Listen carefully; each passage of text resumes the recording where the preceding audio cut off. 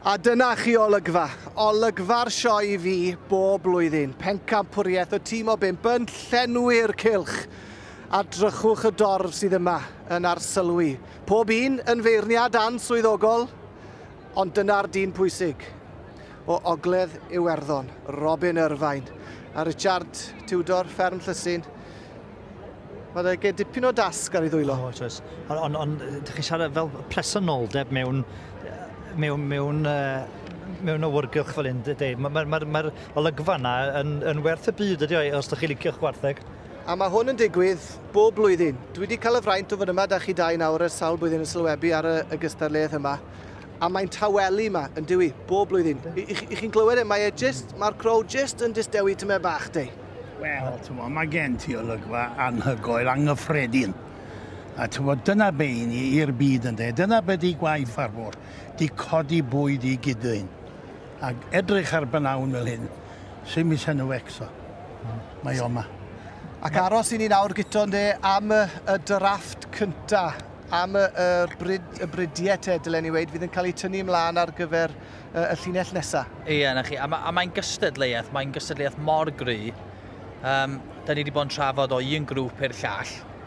A da ni'n ffindio'r rhinweddau arbennig ar gyfer mae ni, y Gwartheg Dion yn cael ei tynnu ymlaen wan. Yr Henffordd de, ydy nhw'n mynd i fod na wedi tynnu'ch sylw chi? Wedi dymas.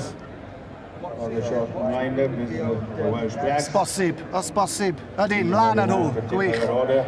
Oes na bwysau nawr te ar y beirniad? Mae e'n gadeirydd ar gymdeithas yr Henffordd. Ac wrth gwrs mae pobl yn mynd i fod yn ei wylio fe, ond oes na dueddiad weithiau i fynd i'r pegwn arall a teimlo, wel, allai beth rhoi nhw ymlaen rhag ond bod pobl yn pwyntio bus. To beth dwi'n trefod gweud gyda? Mae'n iawn un sefyllfa o Christine Williams yn ddiddoi. Ac y peth hawsas y Christine di gallu gwneud ydy dewis y limousine a heffer. Ond mi eithaf o'i chalon. A gewn ni weld beth wneud y beirniad fan hyn. Oes mae'n chydig o bwysau yna fo. Ond mae'n ddim profiadol. Mae'n gwybod beth mae'n edrych am o'r fewn bob byd. Dwi'n meddwl, pwy bynnag grŵp sy'n fynd i ennill ma. Dos ydych chi ddim i gael gwell grŵp. Nhw'n un nhw'n yn y byd. O'ch y lims am yna nawr.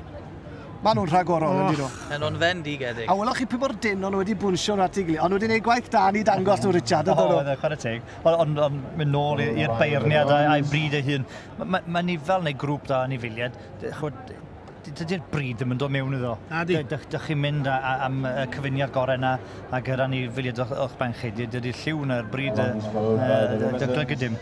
So mae'r blons a'r limousin di cael ei tynnu ymlaen wan. A'r Charolais ymlaen. A'r Charolais, ie. Dyna'r 5 hyd yma. Ydyn, mae'r Henffordd, y Gwartheg Dion te, yr Henffordd, Charolais, blond, a'r lims ymlaen hyd yma, a'r cementals erbyn hyn. Mae'n tynnu pob un grŵp mlaen. Ydy ar hyn o bryd. 8 dwi'n meddwl mae'n mynd i dynnu allan i'r llinell yma. Mae'r glas na'n grŵp arbennig. Yr Angus's na chi grŵp da hefyd, ynddo fe? Mae nhw'n grŵp sydd un falle buwch yn y canol, y trydydd fewn chydig falle yn fwy, ond pwy nesaf te sy'n mynd i gael ei tynnu ymlaen?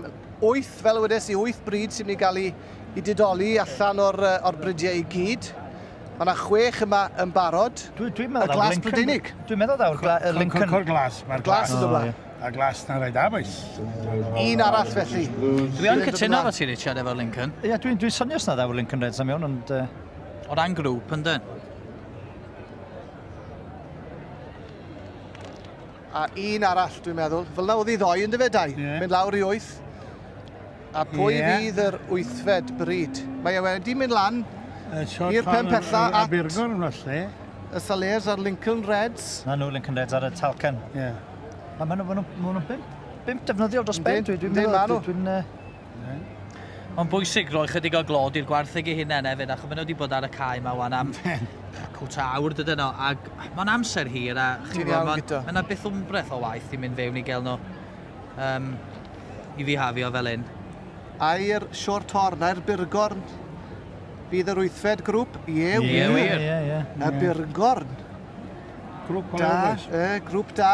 A dyna ni'r 8 felly, sydd wedi cael ei tynnu ymlaen. A dyna ni y beirniad wedi dewis y dethol i ddewis cyntaf fe hogiau. Tipyn o ffordd i fynd yn y gystadleuaeth yma o hyd, felly dewch i ni bicio o gwmpas y maes unwaith yn rhagor.